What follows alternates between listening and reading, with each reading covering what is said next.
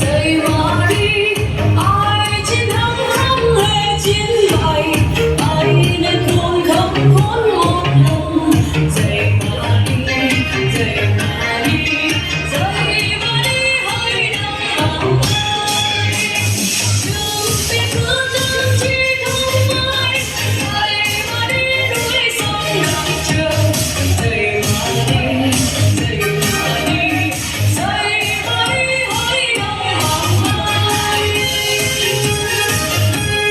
Bao nhiêu năm qua chúng ta sống không nhà, bao nhiêu năm qua chúng ta chết xa nhà. Dậy mà đi, dậy mà đi, dậy mà đi hỡi đồng bào ơi.